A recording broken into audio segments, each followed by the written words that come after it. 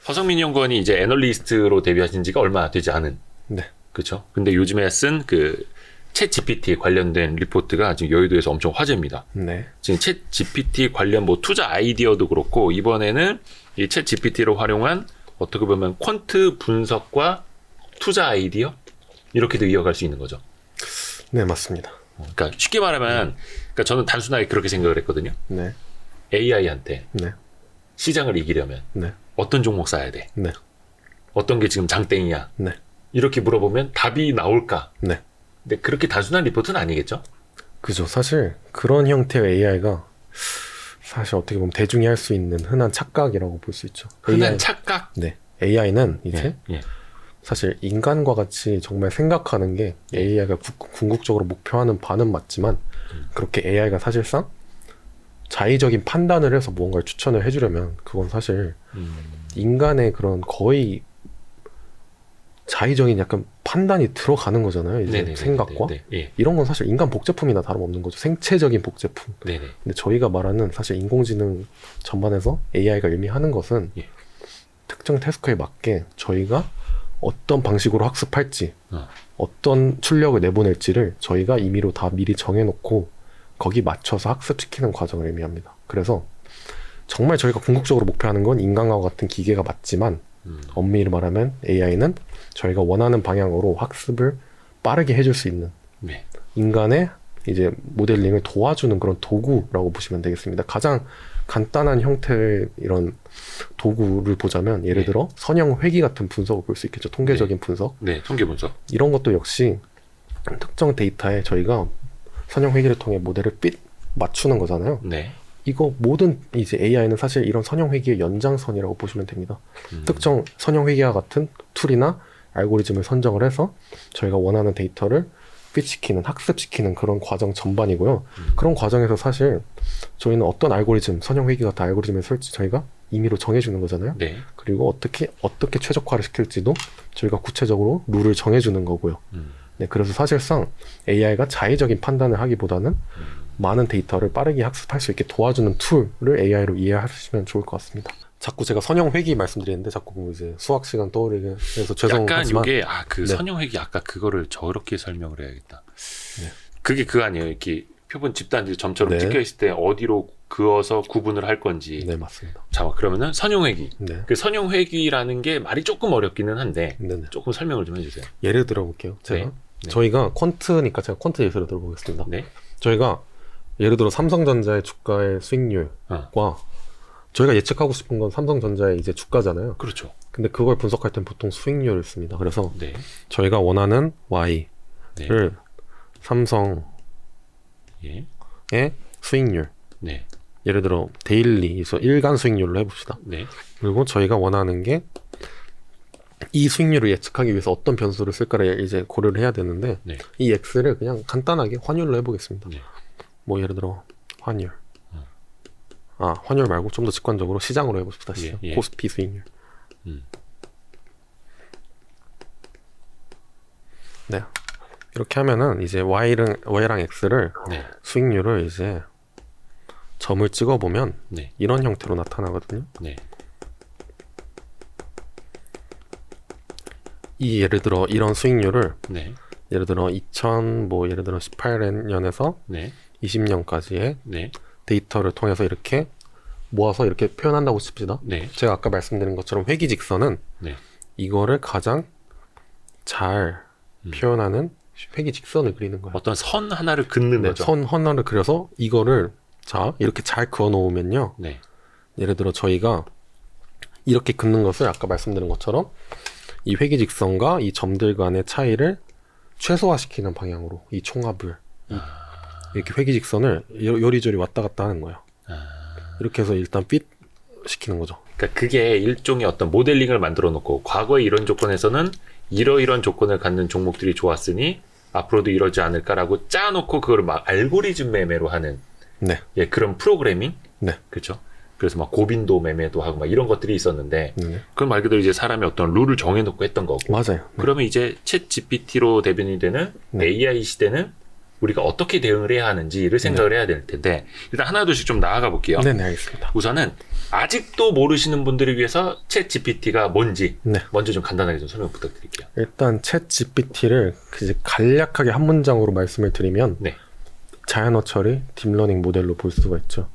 네, 그러면 여기서 네. 자연어 처리란 예. 저희가 인간이 일상생활에서 사용하는 모든 언어를 보통 자연어로 통칭을 합니다. 그냥 우리 인간이 이렇게 평소에 자연적으로 쓰는 말이 자연어. 네, 텍스트 형태로 표현할 수 있는 모든 언어는 자연어인데 당연히 문학 작품도 포함이 될 거고 네. 학술적인 논문, 저희가 지금 나누고 있는 대화도 대화. 텍스트 형태로 표현할 수 있잖아요. 네. 이런 걸 다 자연어라고 통칭을 하고 네. 그리고 이런 자연어를 기계가 이해할 수 있도록 학습할 수 있도록 가공하는 그런 과정 전반, 기술 전반 그리고 네. 그렇게 학습해서 저희가 원하는 인간과 같은 말을 할 수 있도록 하는 그런 기술들을 다 이제 자연어 처리라고 저희가 부릅니다.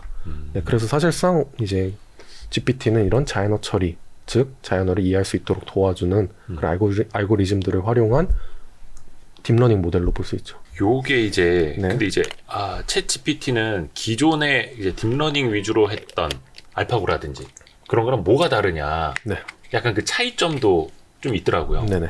예. 아까 제가 말씀드렸잖아요. 결국 모든 인공지능 AI는 단순한 이런 피팅하는 모델의 네. 연장선일 뿐이다. 네. 딥러닝도 그런 알고리즘의 하나죠. 대신 되게 특수한 개념의 기초를 하고 있습니다. 인공신경망이라는 예. 구조의 기초를 이제 개념의 기초를 하고 있고요. 네. 그리고 아까 말씀하신 알파고 같은 경우도 특정 알고리즘에 따르는데 딥러닝과 유사하지만 알파고 같은 경우는 이제 강화학습의 형태에 더 가깝다고 볼 수 있는데 네. 강화학습은 이제 학습을 시키는 과정에서 저희가 모델을 핏시킬 때 최적화를 시킬 때 목표 함수가 꼭 필요하거든요. 목표 함수는 이제 모델이 핏 되기 위해서 필요한 최적화 과정에서 필요한 이 목표라고 보시면 됩니다. 목표 네. 함수는 목표 그 자체고요. 네. 보통 이런 목표 함수를 이제 만족시키는 아까 제가 선형회귀 말씀드렸잖아요. 네. 자, 여기 수많은 데이터가 X, Y축에 이렇게 해서 핏하는 게 선형회귀라고 봅시다. 네. 그러면 선형회귀는 실제 값과 회귀 직선 사이의 거리를 최소화하는 방향으로 이렇게 조절해서 핏하는 거잖아요. 네. 마찬가지로 이러면 여기서 목표 함수는 이 거리의 사이의 거리의 총합을 최소화시키는 방향으로 핏하는 거죠. 네. 마찬가지로 말 강화학습의 그대로 최적화하는 거. 맞아요. 최적화 과정은 목표 함수가 예. 필요하고요. 그래서 네. 강화학습 같은 경우는요. 강화학습의 목표 함수는 보상과 이제 벌점, 리워드와 페널티로 나눠집니다. 그래서 특정 조건을 충족시켰을 때는 이제 리워드를 주고 네. 아니면 페널티를 주는 벌을 주는 방식으로 점점 더 모델이 최적화되도록 교육을 시키는 겁니다. 알파고 같은 경우는 지는 점을 두게 되면 당연히 페널티를 주고 네. 이길 수 있는 점을 주면 리워드를 주는 방식으로 학습을 시키게 되는 거예요. 네. 네. 이제 딥러닝 같은 경우는 이런 목표 함수가 다양하게 있습니다. 네. 실제값과 예측값의 오차, 선형회계와 마찬가지로 이런 네. 오차를 목표 함수로 두고 최적화를 시킬 수 있는 거고요. 자연어 처리도 마찬가지로 이제 통계적인 유사성을 비교하는 거거든요. 통계적인 이 유사성. 문장이 자연스럽게 이어져야 되잖아요. 네. 그렇게 하기 위해선 이 문장과 이 문장이 잘 이어질 수 있는 문장인지 학습을 하는데 네. 이 과정을 당연히 이 두 문장을 수치적으로 표현해서 유사한지 비교를 하는데 그런 목표 함수는 당연히 이 두 문장 사이의 거리가 멀면 이제 당연히 그거를 피하는 방향으로 최소화하는 방향으로 학습을 하겠죠. 이런 게 모든 모델의 학습 방식이라고 보시면 됩니다. 그래서 제가 아까 말씀드린 것처럼 이런 선형회귀의 연장선이다. 특정 알고리즘을 정하고 목표를 두고 최적화시키는 과정이 인공지능입니다. 그래서 아까 말씀드린 대로 사실상 인간과 같이 자의적인 판단을 할 수 있는 인공지능은 정말 인간의 복제품 같은 네. 생체적인 복제품 느낌이고 저희가 말하는 궁극적인 인공지능은 예. 이렇게 저희가 원하는 방향으로 잘 학습을 시켜서 마치 인간과 같이 답변을 할 수 있지만 저희가 원하는 바대로 이제 학습을 시켜서 그렇게 저희가 대답을 이끌어내는 알고리즘을 통해서 이런 방식이라고 보시면 되겠습니다. 뭔가 네.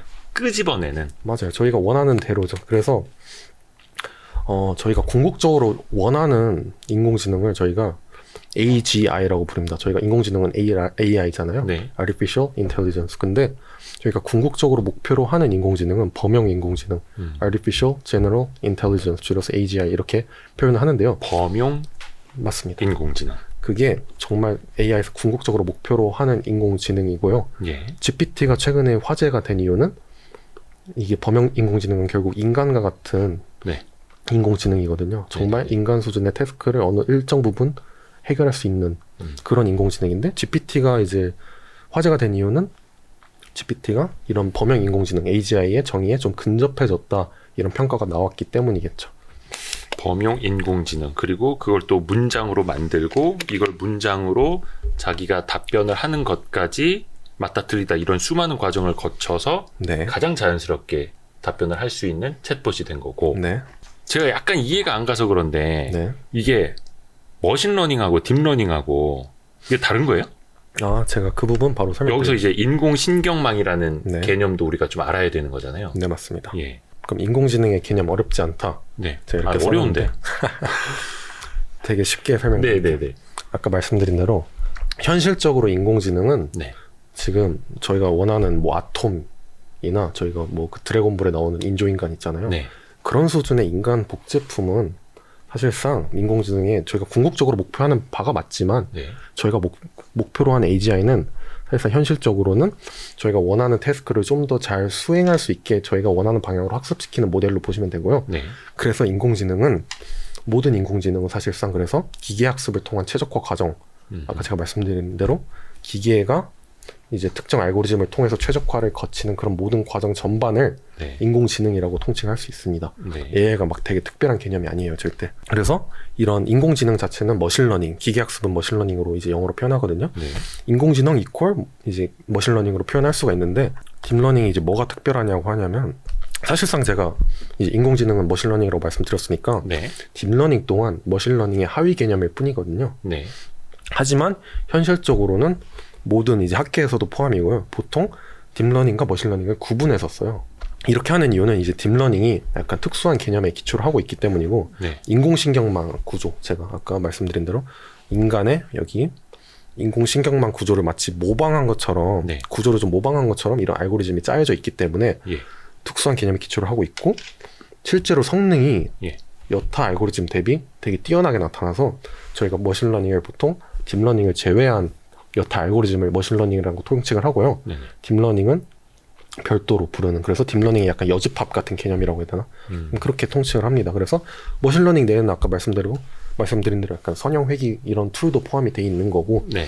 대신 인공신경망 구조를 따르고 있는 그런 모든 모델들은 딥러닝의 테두리 안에 이렇게 포함을 시켜서 보시면 될 것 같습니다. 인간에게 저런 신경망이 있듯이 네. 그 구조를 똑같이 짜서 그 안에서 계산을 해서 어떻게 보면 이제 경우의 수를 네. 더 촘촘하게 만들어 나가는 뭐 이런 개념이에요. 그렇게 접근을 하셔도 되고요. 제가 네. 좀 더 직관적으로 설명을 드릴게요. 네. 딥러닝 인공신경망 구조는 네. 사실 이런 식으로 이루어져 있어요. 여기 그림을 보시면요. 진짜 어렵다. 네. 네. 사실 이거 되게 예. 간단한 개념이에요. 네. 이제 되게 일단 마음을 좀 비우고 이게 물론 단번에 이야기는 되게 네. 어렵거든요. 네. 좀 마음을 비우고 음. 차근차근 접근해보면 되게 네. 쉽습니다. 자, 다시 리캡을 해보면 인공지능 이퀄 머신러닝, 네. 딥러닝은 머신러닝의 하위 개념. 네. 왜냐하면 선형회귀 같은 모든 알고리즘이 이제 다 머신러닝으로 통칭되는 거고 네. 딥러닝이 이제 특수한 이런 복잡한 인공신경망 구조에 기초를 하고 있다. 네. 그럼 인공신경망 구조는 이제 어떻게 작동을 하느냐 하면은 자, 이 부분을 입력층이라고 하고요. 맨 왼쪽이 입력, 네, 이 부분을 이제 은닉층, 은닉. 네, 은닉층이라고 하고요. 네. 이 부분이 이제 출력층이라고 합니다. 그래서 네. 저희가 원하는 거는 이렇게 이제 각 점을요, 네. 이제 딥러닝의 원리에서는 웨이트라고 하거든요. 네. 가중치예요. 네. 이 가중치는 대충 0에서 1 정도 사이의 값을 가지고 있다고 생각하시면 되고요. 네. 이런 웨이트들이 학습을 통해서 업데이트 되는 거예요. 예, 예, 예. 업데이트 되면서 약간 회귀 모형 같은 거죠. 원하는 숫자를 넣었을 때 내가 원하는 출력을 얻어낼 수 있도록 이제 아웃풋, 예를 들어 1이라고 해볼까요? 1. 네. 이런 식으로 원하는 아웃풋을 얻어낼 수 있도록 학습시키는 게, 이 가중치들을 업데이트 시키는 게 딥러닝의 학습 과정이고요. 네.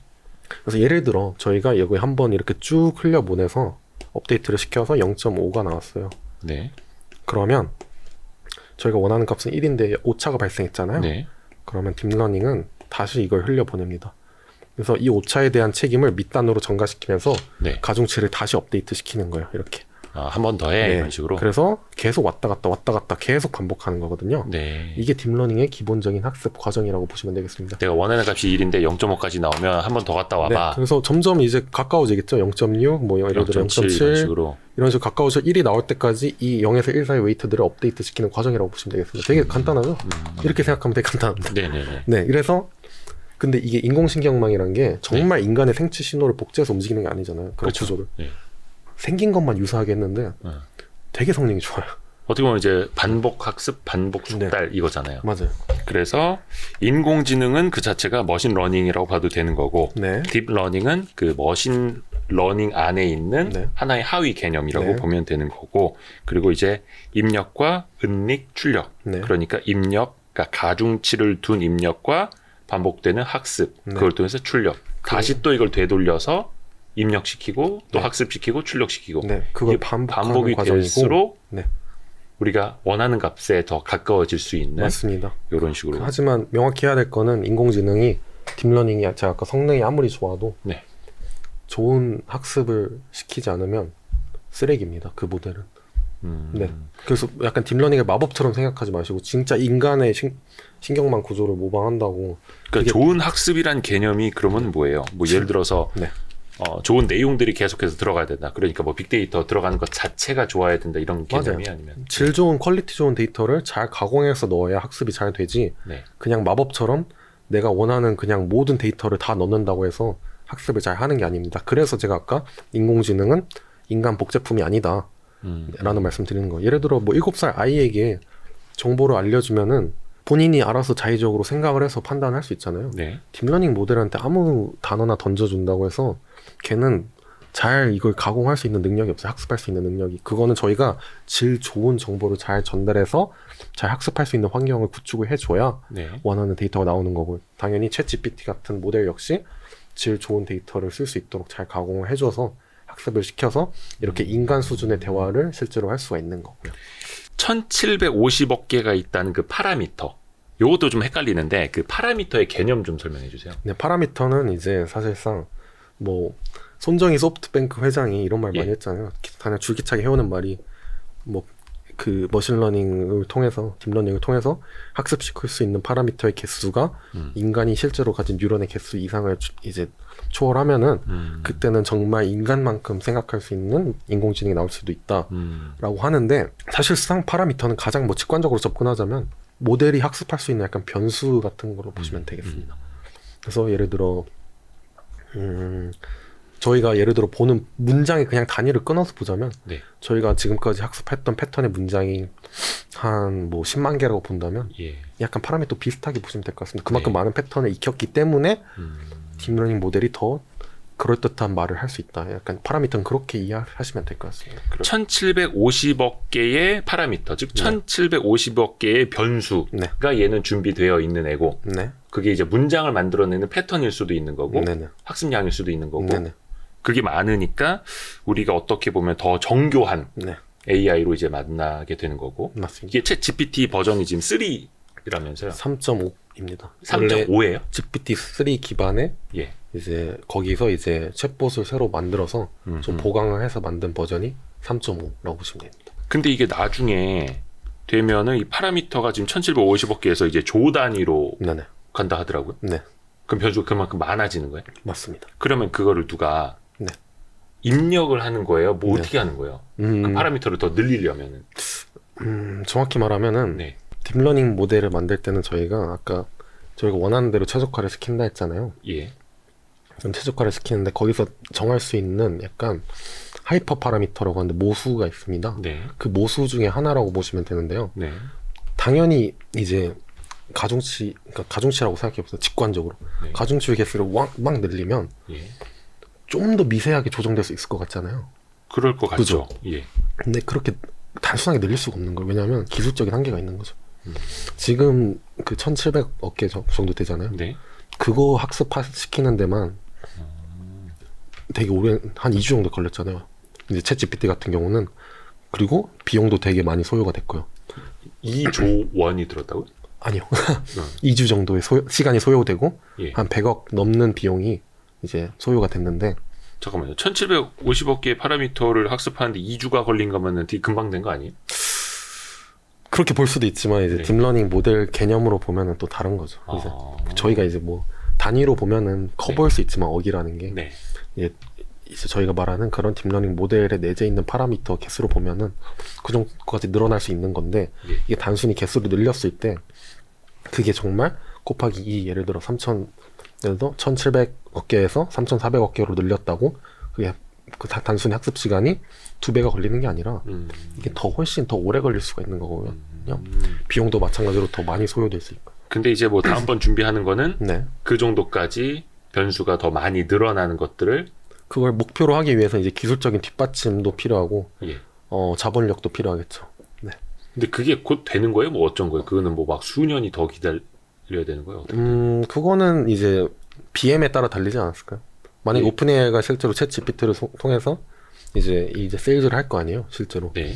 이후에 예를 들어 개개인뿐만 아니라 기관을 통한 커스터마이즈된 상품을 제공해서 돈을 버느냐? 돈을 벌면은 그땐 당연히 충분히 자본력을 투입을 해서 이제 개발을 할 수도 있는 거고요. 아니면 이제 또 이제 고려해야 될 거는 이제 다른 빅테크 업체들도 이제 구글도 마찬가지지만 마찬가지로 범용성 있는 언어 모델을 개발을 하려고 네. 다 이제 덤벼들 텐데 그때도 이제 그런 경쟁 속에서 BM을 얼마나 유지할 수 있을지에 따라서 또 그게 또 관건이 되겠죠. 얼마나 자본을 투입할 수 있을지에 대해서는. 파일을 나누면 나눌수록 당연히 큰 자본을 투입하기는 어렵겠죠. 네. 그리고 또 어디로 우리가 가면 될까요? 여기를 한번 봐주실까요? 네. 네. 저희가 아까 제가 이제 인공지능의 최종 목표가 있다면 AGI라고 말씀을 드렸잖아요. 범용 인공지능. 맞습니다. 범용 인공지능이 목표인데 그거에 그럼 기준을 뭐로 삼을 거냐는 거예요. 네, 네. 예를 들어 단순히 인간과 같은 대화를 할 수 있다는 걸로 기준을 삼아 봅시다. 네. 그럼 제가 생각하기에 이미 챗 GPT는 그 기준을 어느 정도 충족했어요. 예. 예를 들어 제가 전혀 상관없는 예를 들어 마우스랑 볼펜을 가지고 예. 키워드를 연결시켜서 문학 작품을 만들어 달라 아. 하면 GPT는 저희보다 더 빠르게 그럴듯한 문학 작품을 만들어 내거든요. 네. 텍스트 형태로. 네. 근데 그런 정도 수준의 GPT를 그러면 인간 같은 이제 인간 수준에 준하지 않는다고 평가를 할 수 있을까? 예. 저는 아니라고 보거든요. 이미 GPT는 인간에 준하거나 그 이상의 언어 생성 능력을 갖췄기 때문에 단순히 지금은 AGI 기준을 인간 같은 소통으로 봐서는 안 된다고 생각합니다. 단순히 그런 기준이었다면 이미 몇 년 전에 AGI 기준은 충족이 됐었어야 돼요. 그래서 저희가 고전적으로 이제 AGI를 판단하는 그런 방법론이 있거든요. 네. 그게 튜링 테스트라고요. 아, 네. GPT-4가 이제 튜링 테스트를 통과할 수 있을 것이다 라는 루머가 돌기도 했었어요. 그래서 네. 근데 튜링 테스트는 어떤 식으로 하냐면 제가 여기 앉아 있잖아요. 옆에 컴퓨터를 또 갖다 두는 거예요. 기계를. 네. 저도 키보드로 얘기하고 컴퓨터도 이제 키보드로 얘기하고 네. 블라인드 테스트 형식으로 맞은편에 사람이 앉아 있을 때 그 사람이 제가 얘기하는 거랑 이 기계가 얘기하는 거랑 분간할 수 있을까? 기계인지 사람인지. 약간 그런 단순한 형식인데 튜링 테스트에는 약간 핵심 질문 같은 게 있어. 공략 질문. 네. 너 자아가 있냐라고 물으면은 아. 기계는 대답하기 되게 힘들거든요. 예. 그래서 튜링 테스트에 초점을 맞춰야 될 건 사실 그런 튜링 테스트 통과 여부가 아니라 인간과 같은 대화가 가능한지 여부거든요. 아. 그것만 보자면 사실 튜링 테스트는 이미 통과를 할 수 있다는 거죠, GPT는. 그래서 제가 보기에 저희가 AGI 기준에서 더 초점을 맞춰야 되는 건 인간 본연의 영역입니다. 그게 바로 논리적인 추론이에요. 자, 딥러닝의 본질적인 이제 작동 원리를 한번 생각을 해봅시다. 네. 딥러닝은 아까 제가 가정치를 업데이트하는 방식으로 해를 찾는다 했잖아요. 네. 그러면 이건 사실상 패턴을 학습해서 그냥 단순히 가장 그럴듯한 GPT 레이시로 들면 특정 단어나 문장이 주어졌을 때 가장 그럴듯한 앞에 등장하기 가장 그럴듯한 확률이 높은 단어나 문장을 생성하는 거예요. 네. 그런 방식은 논리학적으로는 귀납 추론이라고 합니다. 귀납 추론은 다양한 데이터를 관찰함으로써 가장 그럴듯한 결론을 도출하는 방식을 의미합니다. 하지만 인간 본연의 영역이 뭐냐면 인간 본연의 영역은 논리적 추론입니다. 그리고 논리적 추론에 가까운 추론 논증은 논리학에서 연역 추론이라고 합니다. 가장 간단한 예시가 이거예요. 모든 사람은 죽는다. 네. 소크라테스는 사람이다. 소크라테스는 죽는다. 3단 논법이죠. 네. 그래서 이런 연역 추론에서 타당한 연역 추론이라는 게 또 있거든요. 타당한 연역 추론은 전제가 참이면 결론이 참으로 도출되는 제가 네. 아까 말씀드린 3단 논법 예시처럼 네. 그런 이제 추론 논증 과정을 의미하는데 이거는 논리 구조 그 자체를 중시하는 거예요.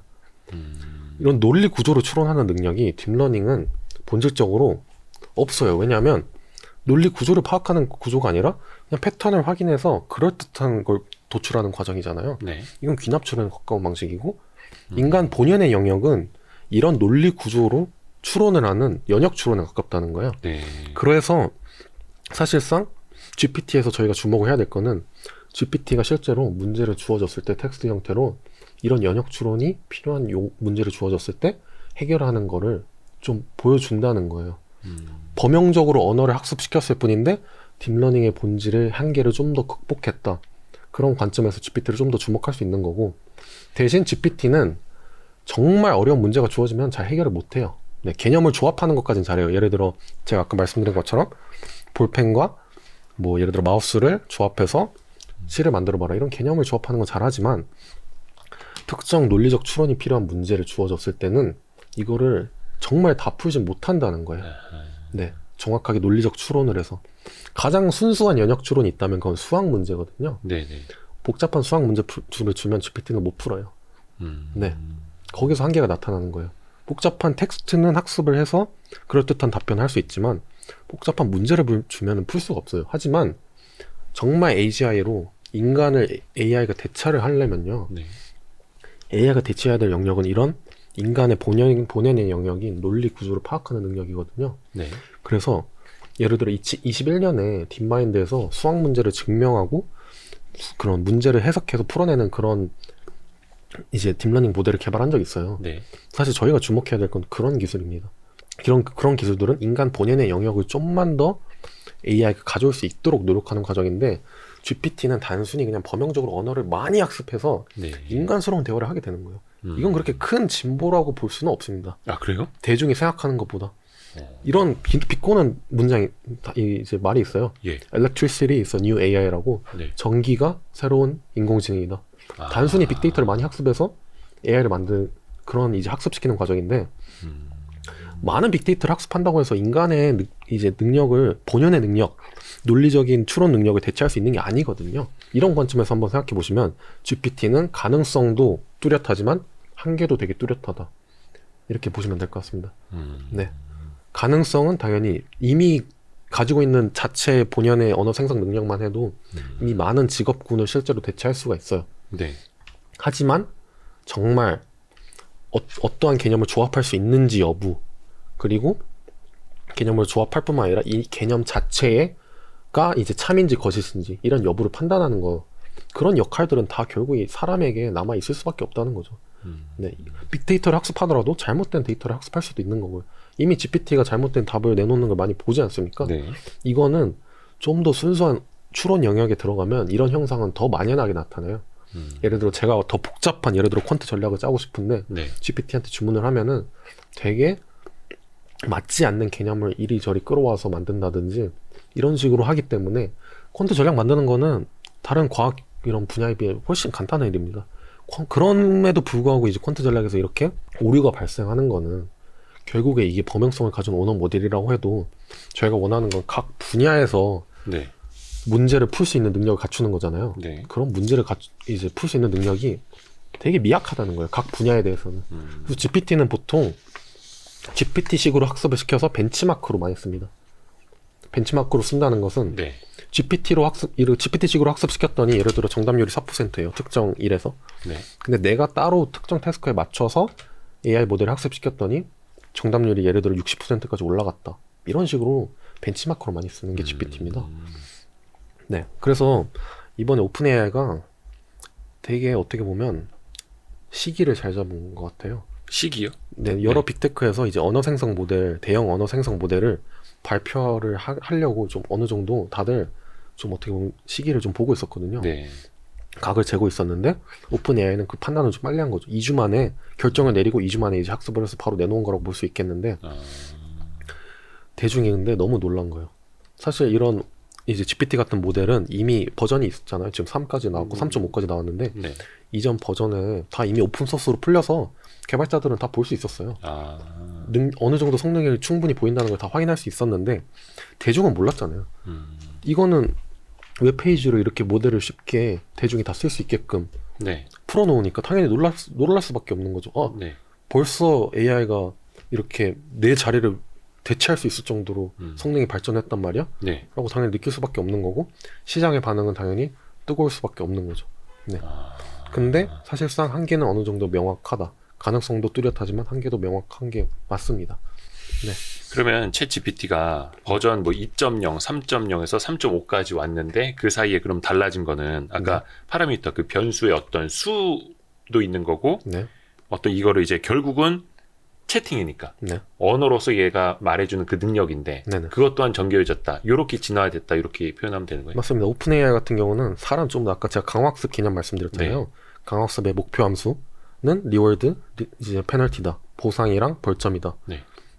근데 오픈 AI 같은 경우는 이 목표 함수를 어떻게 설정했냐면 강화학습을 통해서 이제 인간에 좀 근접한 인간 같은 답변을 하면 리워드를 주고 네. 기계 같은 답변을 하면은 페널티를 줍니다. 물론 뭐가 인간 같은지 뭐가 이제 기계 같은지의 이제 기준은 그걸 판단한 알고리즘을 별도로 마련해 놨겠죠.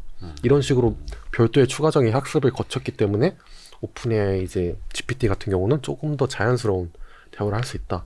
잘 보시면 이거 위트, 재치의 개념도 알아요. 문학 작품을 만들거나 뭘 하거나 할 때 네. 되게 재치가 있습니다. 이게 되게 네. 어떻게 보면 되게 참 잘 만든 그런 챗봇이라고 볼 수 있죠. 어떤 게 다큐고 어떤 게 코믹이고 네네. 이런 것도 이제 구분을 할 수가 있는. 근데 말할 때 보면 되게 재밌게 해요. 얘가. 네. 약간 요게 이제 그 데이터가 입력이 된 게 2021년 것까지의 데이터다라고 네. 이야기를 하더라고요. 네네. 그럼 요거는 그 우리가 제5원소라는 혹시 영화 보셨나요? 저는 안 봤습니다. 아 그래요? 네. 그 밀라 요요비치가 네네. 외계인가 미래인가 어디서 와가지고 네. 이제 컴퓨터로 이제 인터넷을 보면서 네. 몇 분 만에 세계 역사부터 세계사 이거를 다 학습을 해요. 네. 근데 그런 것처럼 네. 그냥 인터넷에 다 널브러져 있는 것들을 네. 뭐 오픈 AI가 챗 GPT에게 학습을 시킨 건지 네. 아니면 입력된 것만 어떻게 그 안에 들어 있는 건지 네. 그거는 어떻게 따져봐요? 기본적으로 아까 제가 안 좋은 데이터는 배제를 한다고 말씀드렸잖아요. 네. 질 안 좋은 데이터를 학습시키기 위해서 기본적인 필터링 작업은 당연히 들어갑니다. 필터링은 누가 해요? 그거는 이제 예를 들어 약간 광고가 많은 블로그 포스트 그런 느낌은 다 이제 다 잘라주는 거죠. 네네네. 네, 그런 식으로 걔네도 나름의 다 필터링을 하는 거죠. 네. 특정 소스는 배제를 한다든지 홈페이지는 네. 네, 그런 식으로 가공을 조금 더 전처리를 잘 해줘야 돼요. 네. 그런 전 처리를 하고 네. 그러면은 뭐 사이트 어떤 데 가서 배워. 그럼 네. 얘가 거기 가서 학습을 하고 있는 거예요? 일단 모든 데이터를 일단 다 수집을 해야죠. 수집을 한 다음에 그걸 모아서 학습시켜야 됩니다. 따로 그런 뭐 어떤 말뭉치라든지 네. 이미지라든지 네. 그런 데이터들을 모아서 따로 넣어주는 약간 네. 그런 개념이에요? 그죠. 이제 모아서 한 번에 학습을 시켜야 되니까 이게 어떤 사전 학습을 좀 개념을 간단하게 설명드릴게요. 자, 여기서 이제 사전 학습의 개념이라는 게 이런 거예요. 그래서 네. 다시 21년으로 바꿉시다. GPT가 네. 21년까지 학습을 했으니까요. 네. 뭐 예를 들어 2000년에서 21년까지의 데이터를 학습을 했다고 치면요. 네. 여기에 최적화된 거예요. 아하. 자, 그러면 저희는 이 직선을 가지고 앞으로 이제 X를 입력했을 때 Y를 출력을 할 거예요. 네. 그러면 예를 들어 21년 이후니까 예를 들어 뭐 21년 7월 21일에 X 값을 넣어요. 그 X 값이 이거예요. 네네네. 그러면 저희가 생각하는 적정 삼성전자의 수익률은 여기 위치하겠죠. 네. 이런 식으로 사전 학습됐다는 거는 특정 구간에 맞춰서 모델을 최적화시켜 놓고 그걸 뽑아서 알려주는. 네, 그거를 저장시킨 다음에 네. 나중에 예측을 할 때나 아니면 특정 원하는 출력을 하기 위해서 저장을 시켜놓고 그걸 계속 사용을 하는 거예요. 근데 그래서 GPT는 근데 저희가 원하는 건 가장 최신 데이터에 맞춰서 계속 업데이트 되는 거겠죠. 네. 이거를 단순히 18년 이제 21년까지의 데이터가 아니라 뭐 데일리든 뭐 일간이든 주간이든 계속 업데이트를 시켜서 이 회기 직선을 바꾸고 싶어요. 계속. 네. 근데 이렇게 하는 건 GPT의 경우는 비용적인 문제가 아주 크게 발생하겠죠. 이미 학습 시간이 되게 오래 걸리고 비용도 많이 걸리기 때문에 네. 이렇게 하나하나 다 학습을 시켜주는 게 어려운 거예요. 네. 사전 학습은 그래서 하는 겁니다. 많은 용량을 한 번에 학습을 시켜서 이걸 저장해서 쓰자는 거예요. 필요할 때마다 업데이트를 하는 식으로 그래서 뭐 연간으로 한다든지 이런 식으로 계속 업데이트를 어느 정도 해주는데 그거를 주기적으로 해줄 수 없는 거죠. 이렇게 큰 모델 같은 경우는. 그 뭐 주간 단위로 할 수도 없고. 네. 이렇게 퀀트적인 전략은 초 단위로 할 수 있죠, 사실상. 근데 GPT 같은 대형 언어 모델은 네네네. 사전 학습을 시킨다.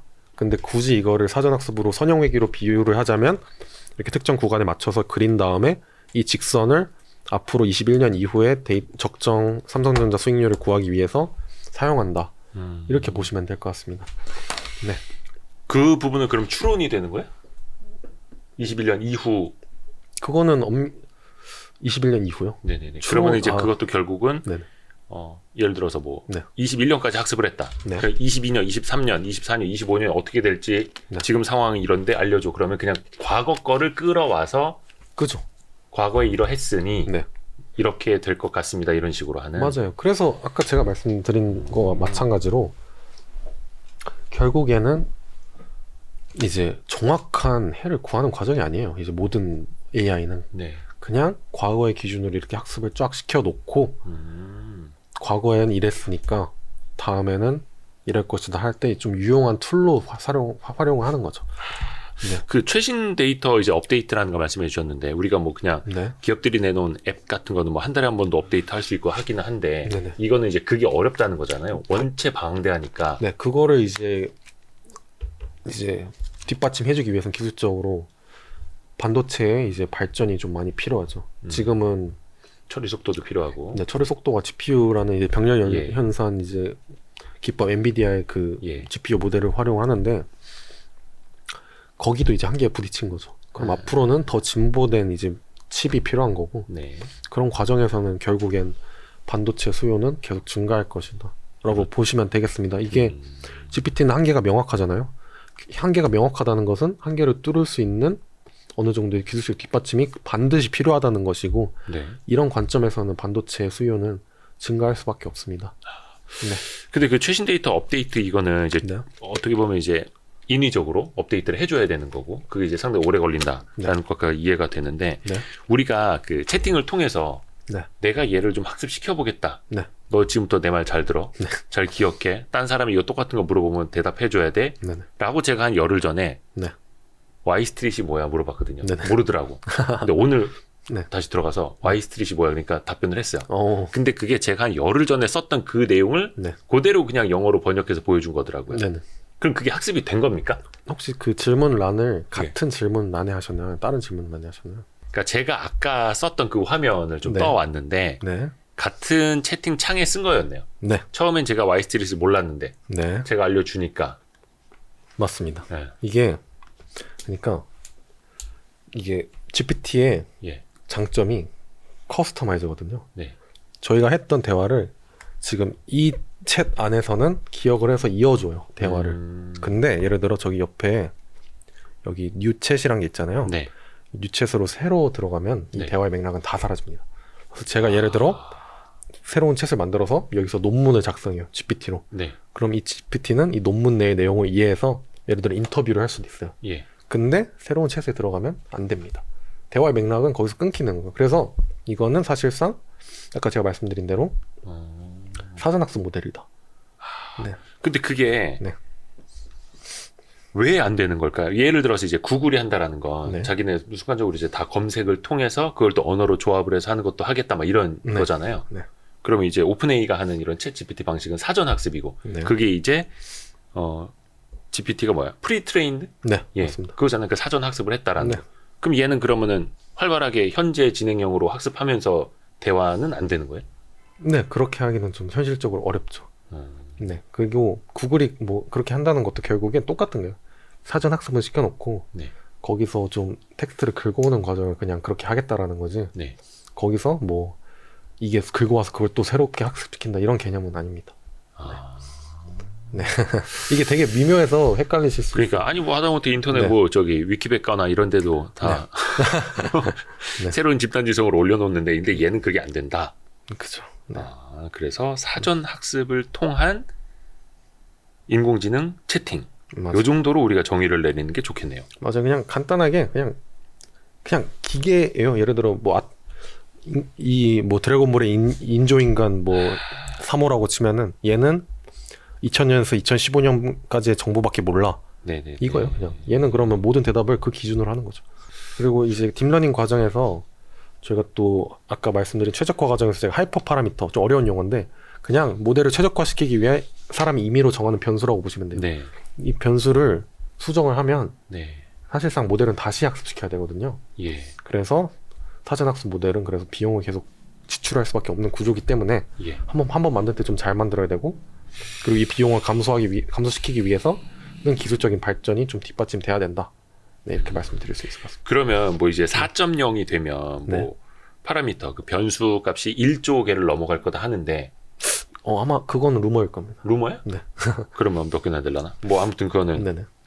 발표가 되겠습니다만. 네. 뭐 하는데 5천억 개의 변수를 만들면 그동안에 1750억 개의 변수를 바탕으로 학습이 되어 있던 건 날아가는 거야? 포맷되듯이? 다시 학습해야죠. 다시 학습을 해야 된다. 네. 야, 돈이 많이 들겠네. 그럼 뭐 하여튼 우리가 걱정할 거는 아니고. 근데 어떻게 보면은 이제 퀀트 같은 것도 사실 과거 이런 환경에서 이렇게 투자를 했으면은 네. 시장 수익률이 좀 좋았을 거야. 네. 어떻게 보면 이제 백테스팅이라고도 맞습니다. 하잖아요. 네. 그걸 하는 거니까. 그럼 얘는 사전 학습이 되어 있는 챗 GPT니까 네. 얘한테 그럼 그런 백테스팅은 가능할 거잖아요. 미래는 네. 모르겠지만 네. 이 조건 값으로 했을 때는 되지 않겠어? 막 이렇게? 정확히는 GPT는 그 정도까지 커스터마이즈는 안 해줘요. 대신 예. 전략 자체를 만들어 예시를 보여줄 수는 있거든요. 예. 근데 이게 백테스팅을 실제로 막 수행하지는 않아요. 그렇게 보시면 될 것 같아요. 그러니까 전략을 만들어는 줄 수 있는데, 예를 들어 제가 말 예시를 그대로 보여드릴게요. 언어로. 네, 제가 예를 들어 예시로 보여드리는 게 여기 장단기 추세선 크로스오버 전략. 네. 그래서 저희가 이런 거 많이 쓰잖아요. 특정 이동 평균선에서 뭐 예를 들어 단기 골든 크로스 뭐 이런 맞아요. 거. 그래서 크로스오버해서 단기 추세선이 상향 돌파하면 매수하고 반대는 매도하고, 네. 이런 전략을 예를 들어 GPT를 통해서 만든다고 하면은 네. 제가 여기 첫 번째 질문을 이렇게 크로스오버 전략을 파이썬 코드로 구현해 달라고 네. 빌드 지어달라 이렇게 주문을 합니다. 예. 그러면 이렇게 코드를 만들어 주는데 아. 여기 GPT가 좋은 점은 이렇게 설명으로 주석을 달아주거든요. 아. 근데 이거 한국어 부분은 제가 이제 따로 번역을 해서 넣은 거고요. 아, 네. 네, 그래서 여기 보시면 EMA 숄트에서 단기 추세선 기준을 10일로 잡고 네. 장기 추세선을 20일로 예시를 보여주는 거죠. 그러니까 11선과 21선의 단기 골든 크로스가 나오면 네, 이게 뭐 요 정도? 이게 정말 10일, 20일이라는, 아까 제가 사람이 임의로 정해주는 변수를 하이퍼 파라미터라고 했잖아요. 네, 네, 네. 이게 그러면 하이퍼 파라미터거든요. 10, 20은 사람이 네. 정해주는 거잖아요. 네. 이게 최적화된 10일, 20일이 가장 좋은 백테스팅 결과를 준다는 게 아니라 GPT는 예시를 그냥 보여주는 거죠. 전략. 그러니까 누가 저렇게 넣어놨으니 네. 그러니까 예를 들어서 5일선이 21선을 돌파할 때랑 네. 뭐 11선이 61선을 돌파할 때랑 각각의 결과는 다 다를 수 있지만 맞습니다. 그냥 쟤한테 누가 넣어놓은 입력값이 11선과 21선의 골든 크로스니 네. 그냥 쟤는 저걸 보여주는 거예요? 그죠. 아. 그냥 10일, 20일을 그냥 랜덤으로 가져온 거라고 보시면 되겠습니다. 그리고 여기 또 마찬가지거든요. 여기 보시면 여기는 이 종가 데이터를 불러오는 걸 가정을 하는데 네네네네. 여기 스톡 데이터 CSV인데 이게 엑셀 파일이 형식이거든요. 예. 그냥 임의의 엑셀 파일을 불러온다고 가정 예시를 그냥 보여주는 거예요. 네. 이미 엑셀 파일이 어디 있길래? 그냥 예를 들어 컴퓨터 안에 있을 것이라고 가정을 하고 이렇게 불러온다고 이제 써놓은 거죠, 예시를. 아, 그러니까 예시를 이제 코딩을 한 네. 거니까. 네네. 네. 저대로 그런데 코딩을 짠다면. 근데 보시면 이제 네. 그리고 다음 페이지에는 제가 그러면 네. 주식 종가 데이터를 따로 다운받는 방법을 보여달라고 이제 주문을 하는 거죠. 예. 그러면 이렇게 야후 파이낸스에서는 API를 통해서 주가를 받을 수 있게 해주거든요. 네. 그 방법을 파이썬을 통해서 이렇게 방법 보여줍니다. 여기 티커를 보시면 애플 티커 예시로 보여주고, 이것도 또 예시죠. 또 예시로 최근 365일간의 종가를 불러오게끔 이렇게 가져오는 겁니다. 그리고 그리고 간단한 이제 코딩 짜는 거 정도는 알려줄 수 있는. 맞습니다. 그러니까 예시로 주는 거예요. GPT는 이렇게 할 수 있다. 네. 가능성. 예를 들어 좀 더 주문을 하면 해주긴 할 거거든요. 네. 예를 들어 제가 웹 개발을 하는데 뭐 분홍색 배경 화면에 뭐를 추가해줘. 이렇게 하면은 그것까지 추가를 해줄 거예요. 하지만 뭐 특별한 주문이 없는 이상 예시를 보여준다고 보시면 될 것 같고요. 네. 보시면 여기 쇼하로 이제 백테스트 하는 법을 보여줘라. 근데 여기서 제가 영어 문장을 보시면 더 기분이라고 했는데 네. 이게 대화의 맥락을 기억하게 더 붙여주는 거죠. 이게 자꾸 내가 아까 말한 거 예. 이런 식으로 이어주라고 자꾸 딴소리 하니까 이어줘서 전략을 백테스팅 하는 법 보여달라고 하면은 네. 아까랑 이어서 이렇게 보여주는 거죠. 네. 그리고 뭐 끝까지 가면은 이렇게 거래 비용까지 넣어주고 또 이상으로 뭐 백테스팅 성과 이렇게 그릴 수 있고요. 저거는 따로 그린 거죠? 저 네, 제가 차트로? 따로 그렸죠. 차트까지 이제 네, 엑셀로 그렇죠. 그려주지 않기 때문에. 말 그대로 챗 GPT는 이제 언어로만 네, 맞습니다. 언어로만 하는 이렇게 이런 식으로 그러면 코드가 이제 완성이 될 수 있는데 여기서 제가 정확히 추가한 코드는 네. 이 한 줄이랑 예. 여기 한 줄이거든요. 이게 에러가 나지 않도록 음. 좀만 추가를 해줬고 네. 나머지는 챗 GPT로 이렇게 조합을 잘 해서 만들었다. 네. 그래서 GPT는 약간 내가 어느 정도 특정 분야에 대한 지식이 있을 때 예. 개념을 잘 조합해서 좀 빠르게 디테일한 과정을 좀 빠르게 진행하는 데는 큰 도움이 될 수 있는데 제가 예를 들어 이걸 넣어준 거는 이게 GPT가 오류가 있어서 넣어준 거거든요. 이렇게 하면은 포지션을 시그널을 미리 1일 앞서서 알고 진입한 것처럼 GPT가 구성을 해주기 때문에 제가 이걸 수정하는 코드를 넣어준 거예요. 저도 뭘 알아야지 수정을 하지. 네, 그죠. 결국은 이제 GPT는 이게 되게 간단한 전략이잖아요. GPT를 잘 쓰는 사람은 수혜를 가장 크게 볼 수 있는 사람은 이미 그 분야에 대한 어느 정도 전문성, 지식이 최소한 좀 갖춰져 있는 사람들입니다. 네, 검증이 돼야 돼요. 검증이 이런 걸 잘 활용하는. 근데 쉽게 말하면 저거 그냥 텍스트를 칠 수 있는 네. 나랑 채팅을 할 수 있는 계산기? 네, 이렇게 생각해도 돼요? 그죠. 계산기보다 똑똑한 계산기? 훨씬 이상의 성능을 보이는. 그러니까 성능 좋은 계산기. 맞아. 그거를 말로 풀어주는 계산기 이거 아니? 그죠. 계산기인데 계산기라고 하면 약간 오해의 소지가 있는 게 네. 계산기는 이제 주어진 규칙 내에서 그냥 경우의 수를 보여주는 게 계산기 네네네네. 느낌이고 네. 얘는 그래도 좀 인간다운 계산기죠. 약간 자연스러운 계산기. 그러니까 자연어를 학습한. 네, 맞습니다. 요렇게 알고 나니까 왜 챗 GPT가 이제 만만해 보이지? 만만하다고 저는 못 보는 게 저는 가능성한 게 다 열어둬서 네. 일단 GPT 되게 무섭습니다. 제가 보기에 대체할 수 있는 직업군이 한두 개가 아니에요. 네. 근데 방금 말씀하신 걸 보면 네. 챗 GPT로 퀀트 전략을 결과적으로 짤 수는 없다라는 거 아니에요? 짤 수 있죠. 편하게 짤 수 있는데 그러니까 약간 편의성을 좀 도와준다지. 맞아요. 약간 예를 들어서 내가 진짜 미래를 예측하는 거를 얘가 짜서 보여주 이거는 아닌 거고. 맞아. 예를 들어 제가 퀀트는 어디까지는 예시고 퀀트는 예시고 그냥 다른 분야라고 생각해 보세요. 네. 각각 분야. 저는 퀀트 예시를 드리는 겁니다. 예. 이제 퀀트 전략을 짤 때 구글 서칭으로 할래? GPT를 쓸래라고 물어보면 네. GPT보단 구글이 나아요. 상식적으로. 왜냐하면은 GPT는 커스터마이즈해서 이렇게 만들어 주긴 하죠. 네네네. 근데 구글 서칭을 써야 예. 검증이 돼요. 이게 사람들이 피드백을 남겨주잖아요. 예를 들어 블로그 포스트에 내가 이런 전략을 썼어라 해서 남겼는데 네. 그러면 야 이거 틀렸어. 이거 잘 했는데 그래도 이렇게 개선해봐 이런 피드백이 달리잖아요. 네. GPT는 그런 과정이 다 생략되잖아요. 네네. 상식적으로. 그래서 GPT는 그렇게 검증 과정이 필요하기 때문에 구글 서칭 대비 그렇게 큰 이점을 가지지는 않아요. 대신 이런 업무는 좀 잘 도와줄 수 있어요. 예를 들어 내가 특정 상황에서의 뭐 비즈니스 메일이나 아니면 특정 형태의 문서를 작성을 하고 싶은데 처음 작성하기 좀 막연하잖아요. 네. 글은 처음 쓰는 게 제일 어려우니까 네. 일단 한번 키워드를 넣고 한번 뽑아보는 거야. 네. 그런 형식이 갖춰졌으면 저는 사실상 그 문서를 완성하는 데 사소한 디테일을 좀만 넣어주면 되는 거잖아요. 네. 그런 관점에서 접근하면 업무의 효율성이 높아질 수 있는 거죠. 네. 근데 이게 정말 GPT가 마법의 방망이처럼 모든 분야의 솔루션 제공해 주는 건 당연히 아닙니다. 네. 근데 약간 조금 과대평가된 측면이 없지 않아 있는 것 같아가지고. 지금 시장이 과민 반응을 실제로 하고 있죠. 그래서 네. 그러니까 이게 나중에서 스카이넷을 발동해야 되는 것 아니냐. 네. 그러니까 터미네이터 영화에 나오는 것처럼 네. 인공지능이 모든 걸 이제 좌우하고 지들이 판단을 하고 막 앞서가고 스스로 더 막 학습해갖고 어느 날 더 막 앞서 나가 있고 네. 그럴까봐. 네. 근데 그거는 아니라는 거고. 그럴 일은 없지만 이제 결국 아까 제가 말씀드린 것처럼 AI는 아주 좋은 도구입니다. 그래서 도구는 내가 할 수 있는 일을 대체를 실제로 할 수가 있어요.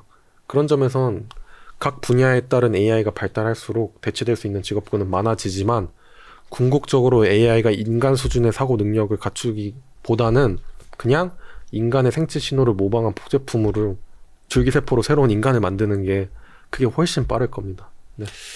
그러니까 손날이나 주먹을 대체하는 도끼가 될 수는 있겠지만 네, 도끼 자루를 사람이 결국 손으로 잡아야 하는. 맞습니다. 네. 아, 비유 멋있다. 그러니까. 그러면 네.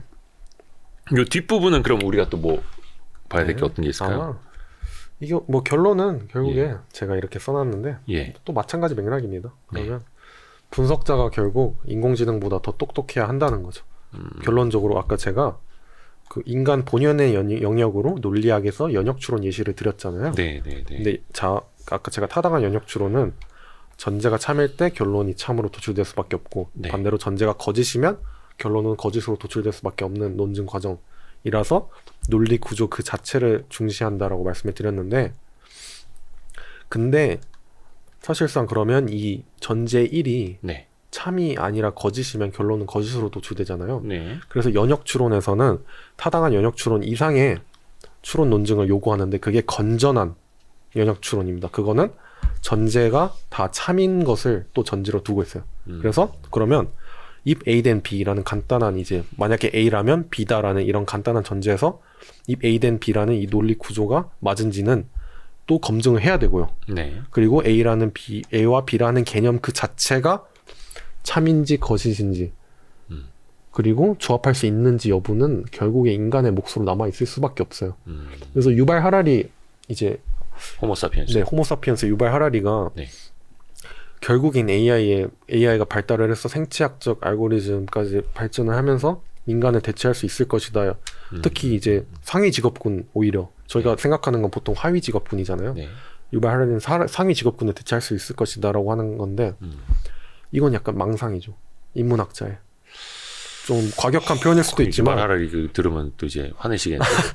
유발 하라리가 최근에 AI에 대한 코멘트를 좀 너무 좋게 했거든요.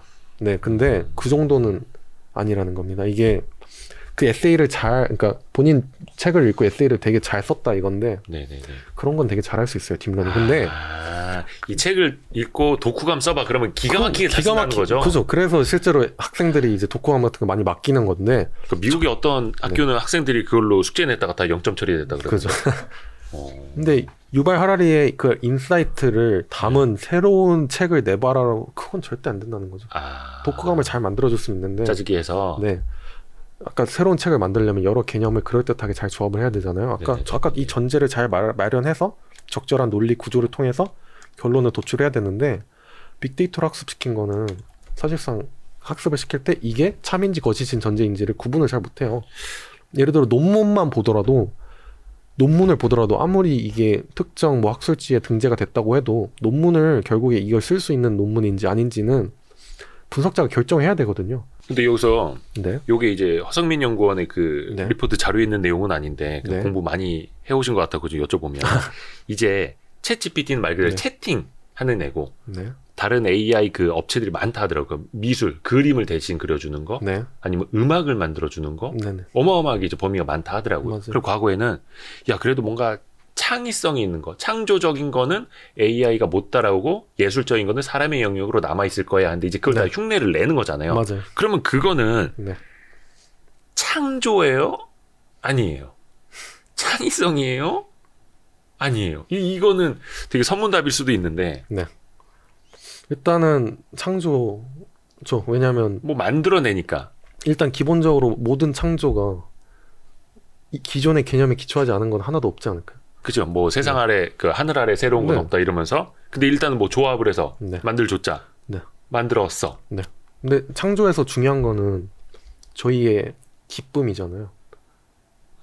들었을 때 기분이 좋으면 그건 창조가 맞죠. 네네네. 네. 근데 만약에 챗 GPT를 활용해서 에세이를 쓴 게 네. 그럴듯하면 그건 당연히 인정을 해줘야죠. 그게 내용이 맞다면. 뭐 짜집기 일조라도. 네. 예. 그건 당연히 창조로 볼 수 있는데 다만 그 내용이 모든 분야에서 범용적으로 쓰였을 때 그렇게 좋은 결과를 내진 않을 거라는 거죠. 그러니까 창조라는 건 결국에 우리가 그걸 accept 할 수 있어야 받아들일 수 있어야 되는 건데 거기로부터 효용을 느껴야 되잖아요. 네. 결과물을. 근데 챗 GPT의 그런 창작물들이 효용이 있을까에 대해서는 음악이나 이런 거는 다 가능하겠죠. 이런 건 다 창조라고 저는 봐도 된다고 생각합니다. 근데 사람들이 또 바뀌겠죠, 패턴이. AI가 좀 반복적인 패턴으로 좀 유사한 결과물을 만들어내면 사람들은 거기에 또 염증을 느끼겠죠. 근데 그 반복적인 패턴이 네. 뭐 100가지, 200가지가 아니라 네. 뭐 몇 천억까지 뭐 이렇게 돼버리면 네. 사람들은 그걸 이제 다양성, 창의성이라고 생각을 할 거 아니에요. 네. 예를 들어서 챗GPT랑 채팅을 하듯이 아니면 영화 허에서 나온 것처럼 네. 그 기계와 학습돼서 하는 건데 사람은 거기에 대해서 이제 감정을 느끼게 돼버리고 하니까 네네. 그렇죠. 그러면 이제 아까 말씀하신 것처럼 네. 뭔가 조합을 해서 보여주는 거지만 네. 짜깁기지만 사람이 감정적으로 새로움을 느끼면 네. 그럼 그걸 이제 창의성이라고도 우리가 느끼게 되는. 그죠. 경우의 수를 잘 조합해 주는 거잖아요. 그러면 AI를 당연히 써야죠. 네. 그리고 예를 들어 디자인이라고 생각해 보세요. 네. 앞으로 로고 같은 거 만들 때 그 로고만 전문적으로 만들어주는 AI 업체도 있다고 맞아요. 그러잖아요. 그런 식으로 앞으로는 예를 들어 홈페이지에 좀 그럴듯한 사진을 넣고 싶으세요. 만약에 네네네. 그냥 AI한테 맡길 것 같지 않으세요? 그거 직접 빠르고 쉽고. 후소문해서 디자이너 찾는 것보다. 그래서 요즘에 저기 뭐 유튜브 썸네일 만들어준다는 뭐 AI 맞아요. 업체도 있고 막. 네. 거기서 저희가 그걸 쓰는 이유는 그게 그럴듯하고 만족해서잖아요. 네. 그럼 당연히 쓸 수 있는 거죠. 근데 이게 그런 분야에선 잘 먹히겠지만은 네. 이제 다른 분야에선 좀 힘들 수 있다는 거죠. 네. 한계가 분명히 있습니다. 그러면은 터미네이터는 걱정 안 해도 되는 겁니까? 근데 타임머신은 또 다른 문제라. 예. 근데 이제 학습의 양이 많아지면 결국 네네. 얼마나 그 인간하고 가까워지느냐. 요걸 이제 인간들은 걱정을 하거나 기대를 하거나 그거잖아요. 네네. 아까 그 누구의 말이라고요? 뉴런 개수가 그 인간만큼 가까워지면 혹은 인간을 초월하면은 그게 이제 인간을 넘어서는 AI가 되는 거라고. 네, 손정희 소프트뱅크 손정희 회장. 그 말을 되게 줄기차게 외쳐왔습니다. 그러면 그게 어느 정도는 돼야지 이게 인간을 넘어서는 그것도 일종의 특이점 막 이렇게 될 거 아니에요? 맞아. 제가 알기로 뉴런의 개수가 예. 뭐 150조 개? 아마 그 정도에 근접했었을 거예요. 네. 150조. 네네. 아마 그게 상징적인 의미로 쓸 겁니다. 이게 확실하진 않습니다. 네네네. 그럼 아직까지는 좀 시간은 있는 것 같기는 한데 시간만 있는 것 같기도 하고. 근데 아까 말씀드렸다시피 이제 그게 맞는 말이다 이런 전제는 없기 때문에 이게 딥러닝이 각 이제 개발자들 입장에서 약간 이런 거예요. 아까 제가 귀납 추론 말씀드렸잖아요. 네. 그런 귀납 추론 방식으로 접근했는데 문제를 푼다, 논리적 추론이 요구되는 문제를 푼다라는 건 약간 변칙성 같은 거거든요. 그러니까 나는 얘를 이런 용도로 훈련시킨 게 아닌데 여기까지 해버리네. 약간 이런 거예요. 개념을 잘 조합해서 문제를 푸는 것처럼 보이네. 이건 변칙성이에요. 그래서 파라미터 개수를 늘려서 학습시킨다는 건 앞으로 얘가 풀 수 있는 문제에 대해서 약간 변칙성을 기대할 수 있다는 거죠. 기존에 못 풀던 문제, 내가 예상치 못한 문제를 풀 수도 있네? 이렇게 새롭게 발견하는 그런 계기가 될 수도 있는 거죠. 네. 어떻게 보면 조합. 네. 조합인데 엄밀하게 원리는 모르지만 개념을 잘 조합해서 푸는 것처럼 보이는. 그래서 제가 항상 표현을 푸는 것처럼 보이는이라고 해요. 푸는 것처럼 보이는. 그러니까 딥러닝 모델이 잘 학습할 수 있는 경우가 있고요.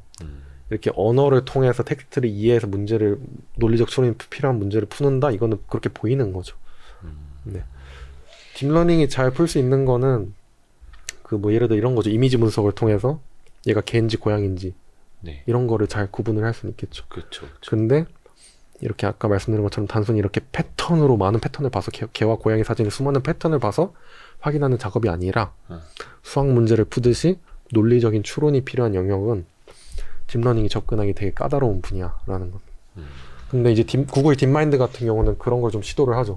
정말 순수 수학 문제를 증명하거나 푸는 알고리즘, 딥러닝 모델을 개발할 수 있도록 그런 쪽으로 이제 기술을 많이 좀 포커스를 맞추고 있기 때문에 사실 앞으로의 AI 이제 발전 모습을 기대하신다면 단순히 얼마나 인간과 같은 말을 하느냐보다는 얼마나 저희 순수하게 인간이 할 수 있는 영역을 대체하느냐 이거에 좀 더 초점을 보고 앞으로 발전을 지켜봐 주시는 게 더 나을 것 같습니다. 여기서 참 그 질문 드려야겠다. 네.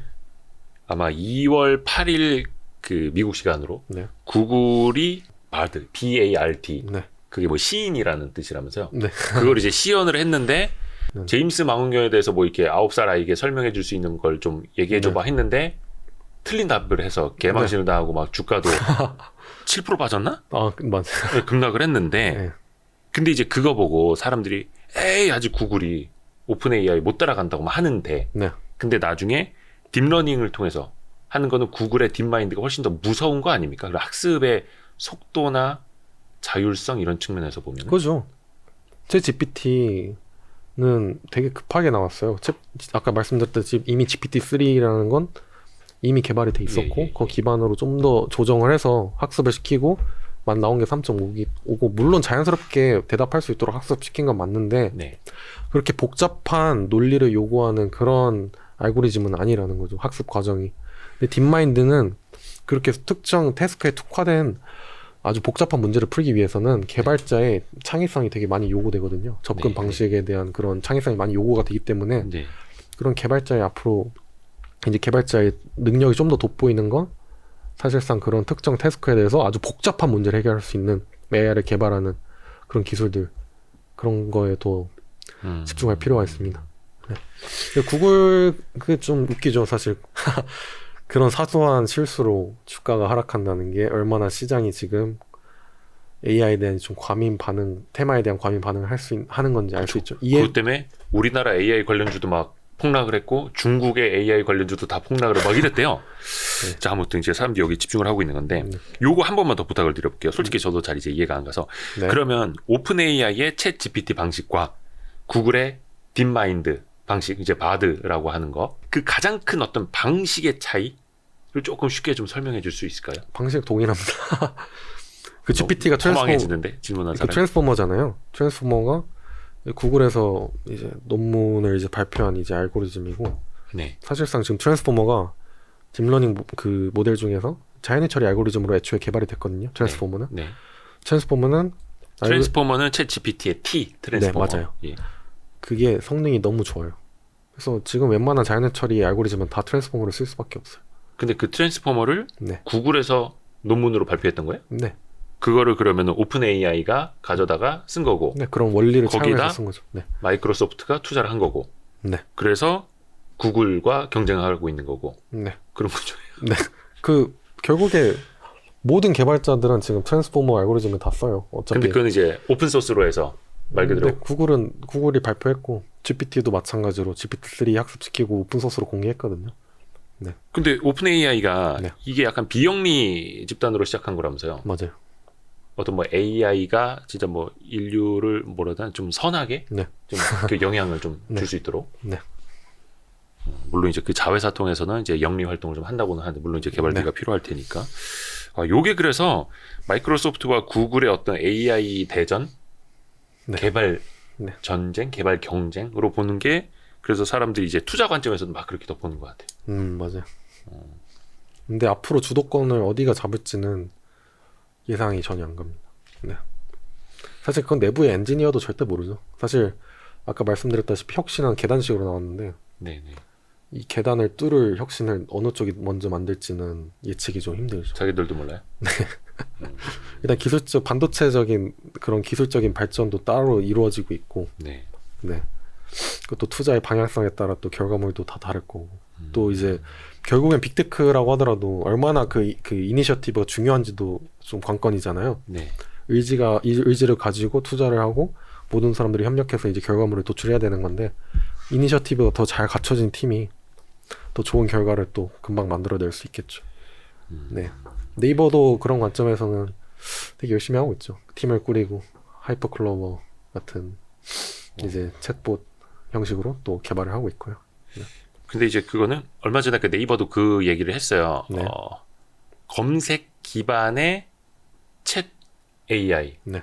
개발하겠다. 네. 선보이겠다. 근데 결국 검색 기반이잖아. 네. 막 이렇게 하면서 오히려 검색 기반으로 챗 AI를 만드는 걸 어떻게 보면 좀 폄하하는 사람들이 막 생기던데. 네. 근데 그렇게 볼 거는 아니라는 거고. 네, 하이퍼클로버는 똑같은 거예요, GPT랑. 근데 한국어로 학습한 거죠. 그렇죠. 그리고 거기에 네. 어떤 네. 데이터들이 맞아요. 학습되도록 들어가느냐. 네. 이게 챗 GPT가 GPT가 뭐지? 제너러티브 프리트레인드 네. 트랜스포머. 네. 그러니까 범용으로 네. 넓게 사전에 학습이 된 네.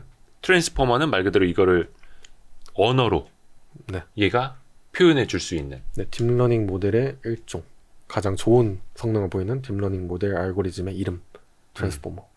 네. 아마 그런 이름의 유래가 약간 그런 식이겠죠. 자꾸 트랜스포머 하면 자꾸 그 마이클 베이 그 감독의 그러니까요. 영화만 떠올라가지고 자꾸 그거로 그죠. 연상이 되는데 그게 아니고 근데 실제로 그렇게 많은 분들이 생각하실 수 있을 것 같아. 이게 로봇이라 트랜스포머인가? 범블비가 말하니까. 예. 아 근데 그 범블비 그게 아니라. 저 방금 그 생각이 이제야 드네요. 이제. 아니 왜냐면 범블비도 다 라디오에서 나오는 네, 그 맞아요. 소리 학습을 해가지고 지금 말하는 거잖아요. 맞아요. 아 그거랑 좀 비슷한 거예요? 원리는? 원리요? 아니요. 아닌가? 네. 아무튼 그 이름 뜻 안에 사실은 그 네. 어떻게 보면 이 챗 GPT의 방식도 다 담겨 있는 네네. 거였고, 요거는 나중에 그 네. 챗 GPT 뭐 4.0이 언제 어떻게 나올지, 그 다음에 네. 이제 3.5 버전을 또 얼마나 많은 사람들이 쓰게 될지, 또 어떻게 활용을 하게 될지 또 변화가 생길 테니까 네. 또 이건 이제 투자 측면에서도 그렇고 네. 많은 아이디어를 또 제공해 주십시오. 아, 네. 이거 좀 GPT-4 같은 경우는 네. 오히려 대중이 좀 실망할 가능성도 있거든요. 아니, 실망을 할 수도 있죠. 지금 약간 과민 반응한 거잖아요. 기대치가. 네, 높잖아요. 근데 GPT-4가 예상보다 좀 별로다 싶으면은 GPT 3.5 대비 4.0인데 뭐 크게 달라진 게 없네? 라고 하면은 오히려 시장은 실망할 수도 있겠죠. 오픈 AI CEO도 계속 그 루머 있잖아요. 아까 제가 루머다 말씀드리는 것들. 멀티모달일 거다. 파라미터 1쪽에 넘을 거다.